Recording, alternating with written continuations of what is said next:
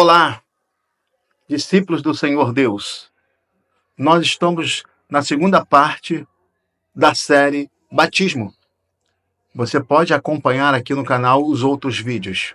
Hoje vamos trazer de ensinamento passagens bíblicas referente ao batismo de aspersão ou o batismo de imersão.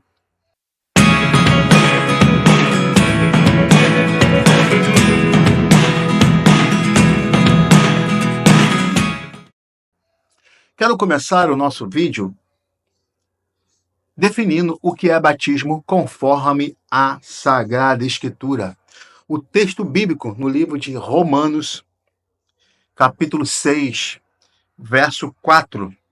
A Bíblia que eu utilizo é uma Bíblia King James de 1600. O texto sagrado fala assim: portanto, fomos sepultados com ele na morte por meio do batismo, com o propósito de que, assim como Cristo foi ressuscitado dos mortos, mediante a glória do Pai, também nós vivamos uma vida nova. Existe, então, uma definição muito clara de batismo no texto sagrado. É morte e ressurreição. Vida velha, vida nova. Desceu à sepultura, ressurgiu. Velho homem, novo homem. Primeiro Adão, segundo Adão. Você morre a tua vida de pecado e nasce para uma vida de filho de Deus. Conceito de batismo, conforme Romanos, capítulo 6, verso 4. O texto vai terminar falando em novidade de vida. Aqueles que acreditam no batismo por imersão, eu vou citar dois textos.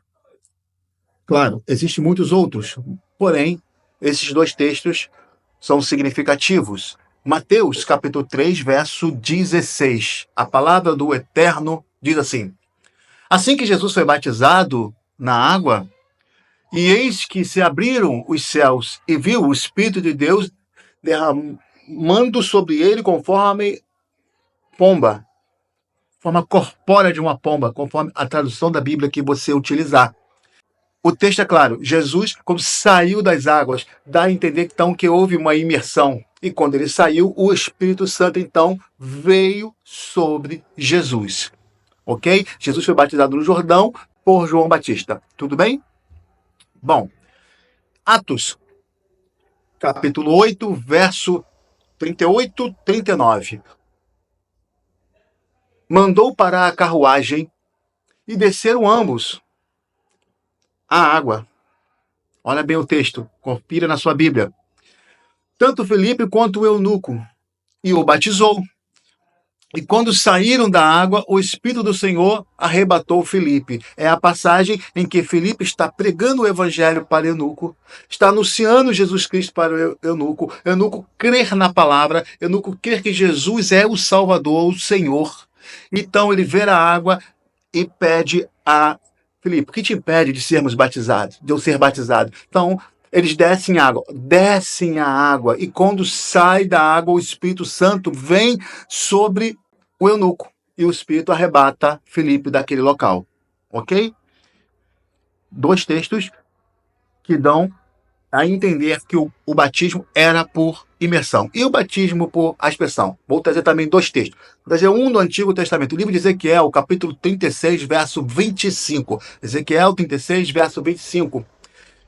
Diz assim o texto: então aspergirei água pura sobre vós, e ficareis limpos de todas as vossas imundícies, e de todos os vossos ídolos vos purificarei.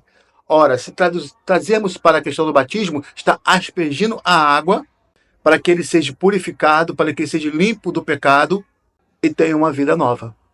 Outro texto também importante está no livro de Atos dos Apóstolos, capítulo 2, verso 17. O texto não fala claramente do batismo, mas ele dá a entender o batismo por aspersão. O texto fala assim: e acontecerá que nos últimos dias, diz Deus, que derramarei do meu Espírito sobre toda a carne. Derramarei o Espírito sobre toda a carne. Aí você relembra o primeiro texto que eu citei, a referência bíblica foi de Mateus capítulo 3, versículo 16, quando o Senhor Jesus, ao sair das águas, o Espírito Santo veio sobre ele. Ou seja, em Atos 2,17, o Espírito Santo é derramado sobre aquele que é batizado. Qual o batismo que você entende que é o correto? O batismo por imersão? O batismo por aspersão? Qual o batismo que a sua igreja ensina que é o correto? Deixa aqui nos comentários seu nome, sua denominação e qual o batismo que você entende que é o correto. O que eu vou entregar de valor para você com relação a essa questão do batismo? Eu entendo que o melhor, que o mais bíblico, que o mais correto, o mais dentro da Sagrada Escritura é o batismo por imersão. Porém, não adianta nada você ser batizado por imersão ou você ser batizado por aspersão e você não viver o seu batismo. Não adianta nada. O elemento água é necessário, porque em todas as passagens, seja ela por aspersão, por imersão, em o texto sagrado tem o elemento água e a fórmula bíblica relatada no livro de Mateus, conforme eu ensinei no outro vídeo aqui do canal, que é: eu te batizo em nome do Pai, do Filho e do Espírito Santo. Tem que ter a fórmula trinitária e o elemento água. A quantidade de água, a meu ver, não importa. Eu procurei na Sagrada Escritura e não encontrei uma proibição para o batismo de imersão e para o batismo de aspersão. Não encontrei uma proibição e não encontrei um mandamento: o batismo é assim. Também não encontrei. Eu entendi a Sagrada Escritura, olhei várias passagens, olhei os meus livros de teologia e entendo que o mais bíblico é o batismo por imersão. Mas o batismo por aspersão também é válido. Muitas denominações, as mais antigas, por exemplo, batizam dessa forma.